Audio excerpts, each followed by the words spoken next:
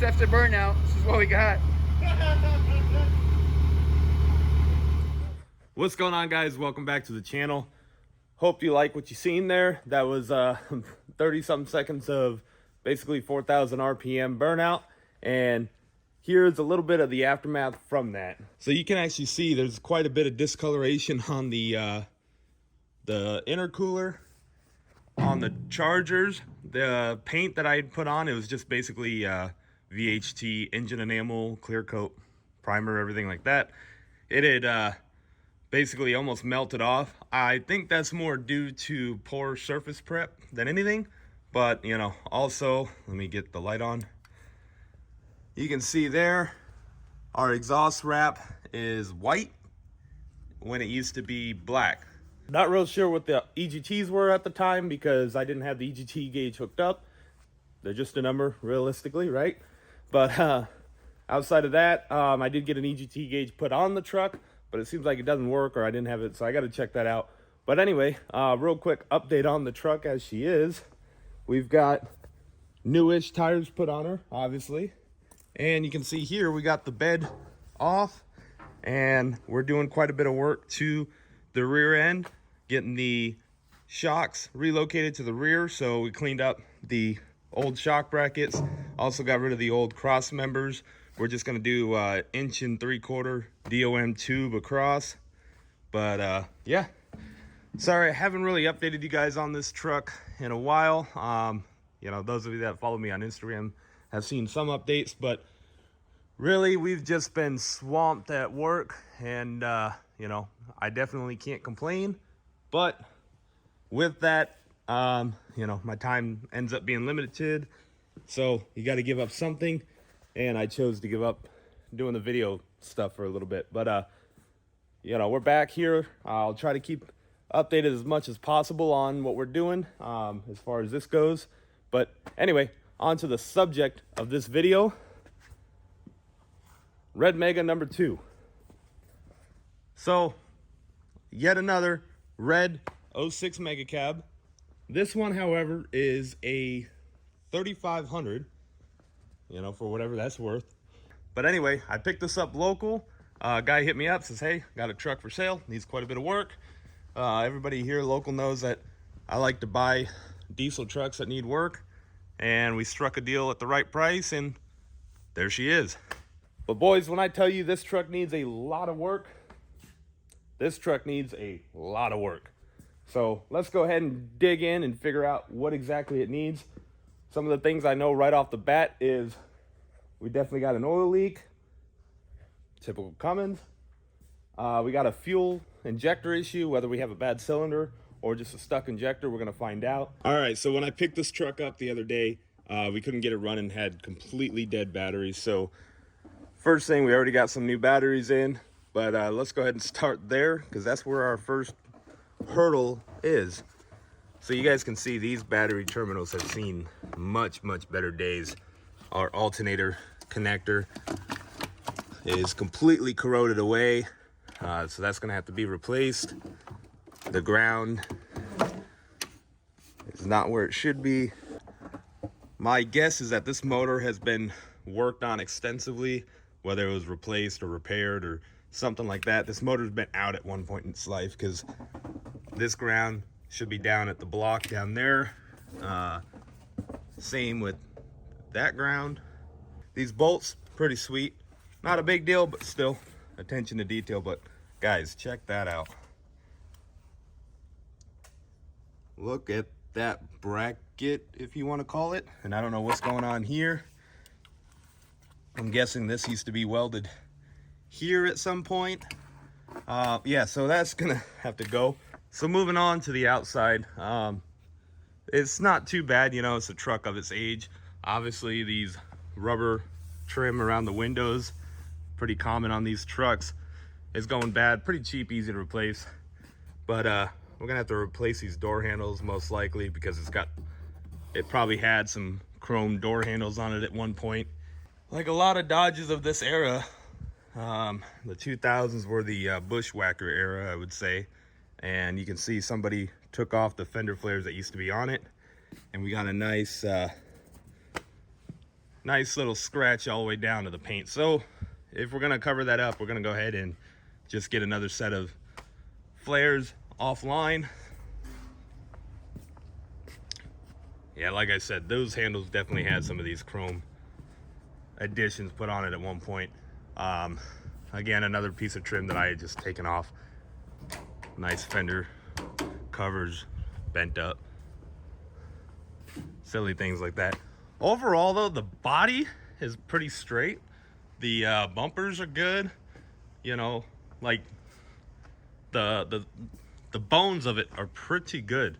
Tires aren't too bad. They're a couple years old, missing some lug nuts, but I was assured that there are plenty of lug nuts to go around. Inside, just very dirty.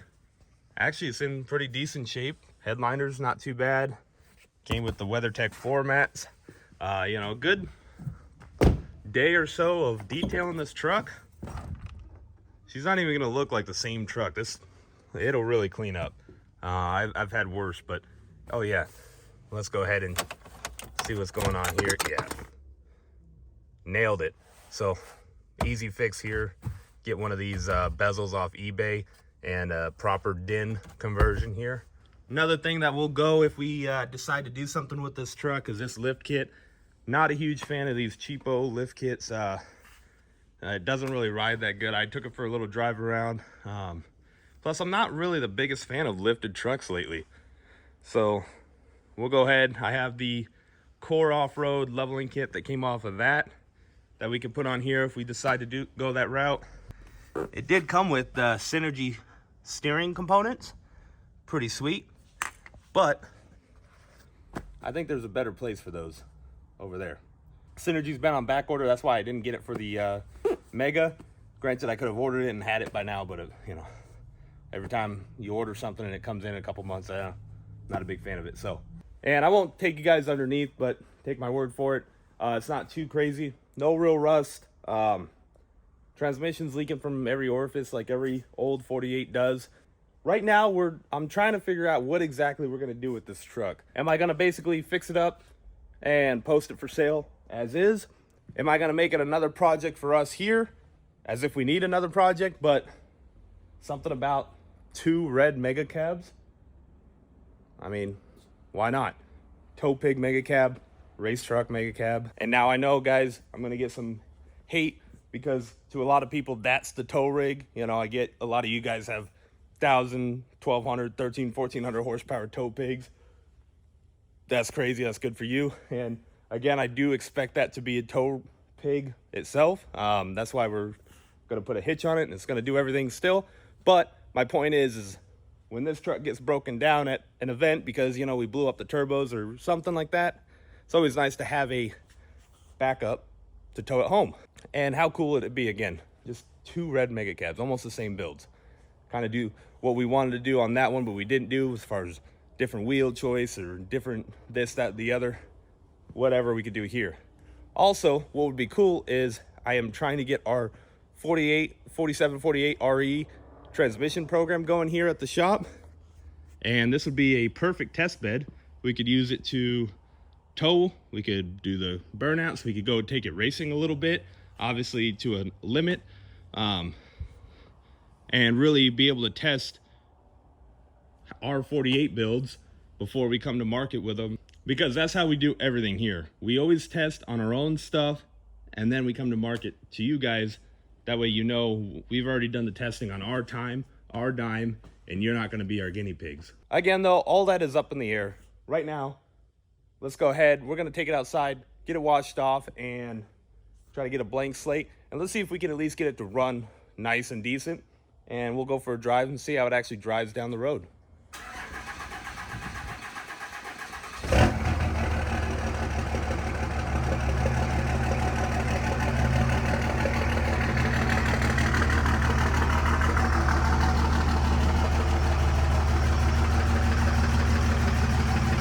All right, so first off, we're gonna clean the engine bay.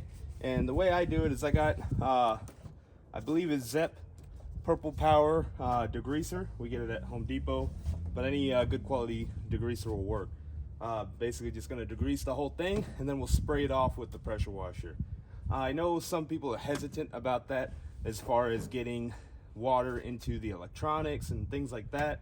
I can assure you, at least I haven't had many issues doing this. A ton of trucks like this, cars like this, and no real issue. The biggest thing is don't go spraying the pressure washer directly on, you know, the sensitive electronics like the PCM, the TIPM, the alternator, but you can get them wet. So without further ado, let's do it.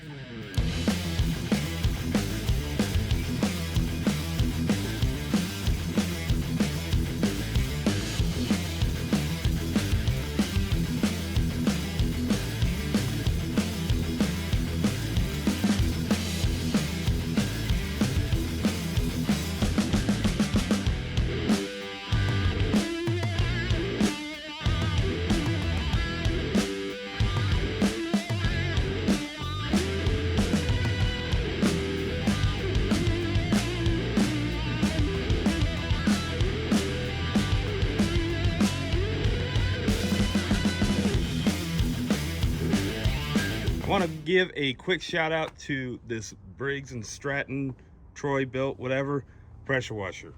I've had this going on 7-8 years now. I bought it secondhand, so I don't know how old it actually is. It's been with me across 3 different businesses. Right now it sees almost daily use. It used to see daily use when I was doing car detailing, pressure washing my house, whatever. Best 75 bucks I've probably ever spent. Now let's go ahead, let's get into it. We're gonna do a compression test. I'll show you guys how I do that. And if all goes well with that, we'll slam in the injectors that came out of my 5.9 engine for the other Mega in here, because there wasn't really anything wrong with them. They are higher mileage, but I just wanna see how this truck will run with new injectors. And we'll do a valve lash, just kind of check everything underneath the valve cover. If the compression looks good, we'll go ahead and do a oil change as well. As you can see here, the oil is quite a bit over full. So that's probably a lot of diesel in the oil. We'll go ahead and get digging into it right now.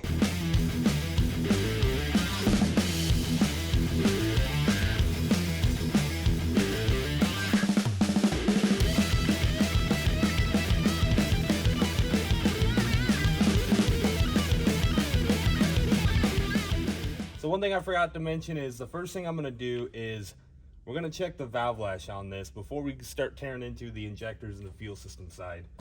Reason being is I've seen a lot of trucks come in running rough, rough start, misfires, things like that, with basically bad overhead run on them.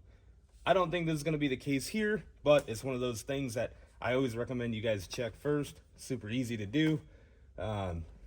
You know, we're gonna roll the engine over to TDC. We'll check half of the valve train, roll it over to TDC number 6, check the other half, and let's see what we got. Maybe we find a couple that are really bad, and then we'll run the truck and see how it runs then. I just went ahead and checked the valve lash, and I think what I'll do is I'll go ahead and put it back together a little bit, just throw the intake and the plugs back in. I'm kind of interested to see, because I found quite a few of these rockers that were really tight, and what that does, it has the potential to actually hang the valve open at TDC, meaning you're basically just letting compression out. Now granted, I didn't hear any thumping from either the intake or the exhaust, which usually kind of coincide with this, but again, it's one of those things, you know, it took 10 minutes real quick to check this valve lash. We'll put it back together. Let's see if it changes how it runs. Who knows, maybe we get lucky.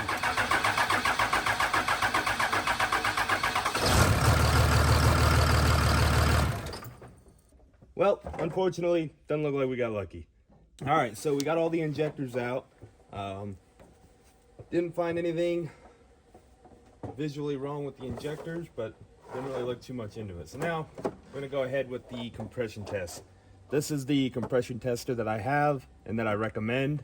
I had a cheaper one before, and it just didn't really hold up. Only got a couple uses out of it, and went ahead and got this. So far I'm happy with it. I've always had good luck with Snap-on tools. It's always easy to find a dealer here in Vegas, and it's always the dealers I've had have always been good. So I know not everyone's experiences are the same. But so far, I'm happy with my Snap-on stuff. So basically how this works is you got this little adapter that goes in where the injector went. You put the hole down over top, and then you simply plug in your gauge and crank over the motor. So we're gonna go ahead and do that right now. The other thing is we're gonna have to go ahead and put the exhaust rocker arm back on and basically rinse and repeat every time, because we do need the valves to open and close as they should. All right, so now we're ready. I'll go ahead, I'm just gonna use this wire. That's another thing that's wrong with this, it's missing the plug for this, but this is the ignition solenoid wire. So we can just go ahead and apply power and see what our compression is.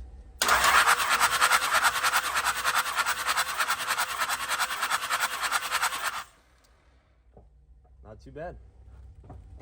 Now we just rinse and repeat all the way around.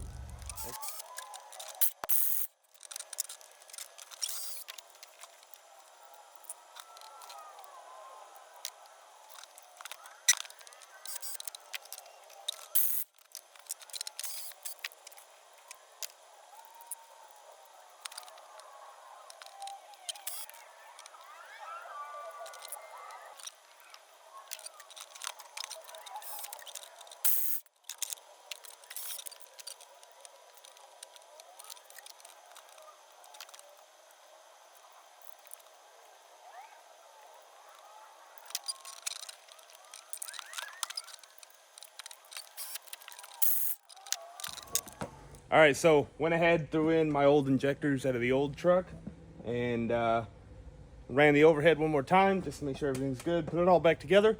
Let's see how she runs.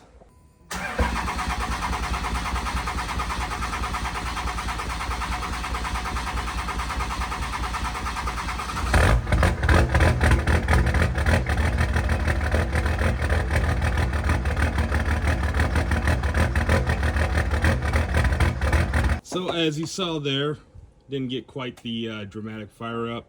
I checked the scanner and noticed that the fuel pressure was pegged out. So went ahead and grabbed a known good pressure sensor that I got. And you know, here I found some quality mechanicking. Yeah, so that's thread tape.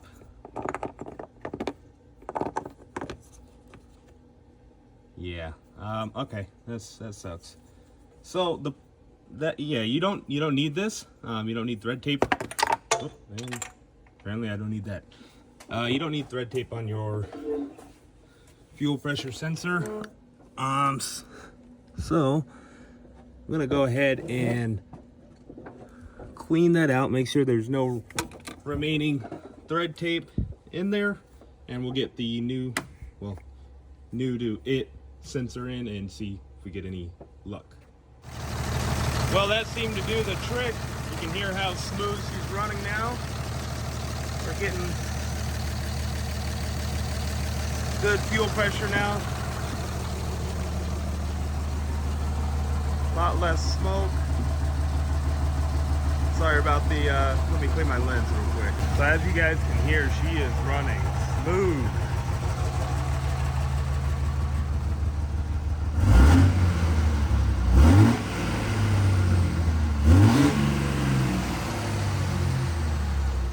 And it looks like we need a oil pressure sender.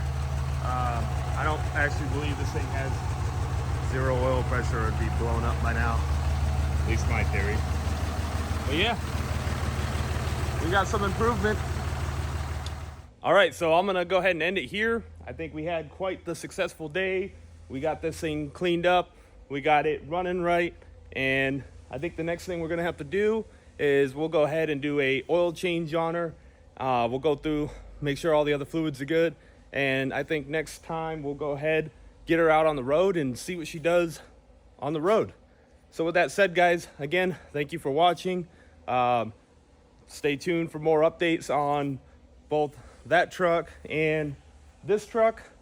And let me know what you think we should do with this. Should I just get it running enough and sell it? Do I need 2 mega cabs? Do I need more projects? I I still have the other project, which I haven't really shown you guys on YouTube, but anyone that knows me knows what it is. Yeah, what do you guys think? Let me know in the comments. Again, guys, doing these videos, it does take a bit of time, so I am sorry about the lack of YouTube videos in the last couple weeks. I do need you guys' help, though, if I'm going to keep doing it. I need you guys to subscribe, like the video, share with your friends, and if you guys have any constructive criticism, let me know. Put it down in the comments. Let me know what you guys think we can do to improve the quality here, or if you think it's fine, you know, whatever. Either way, I'd love to hear it. And again, guys, as always, thank you for watching. Stay tuned for next time.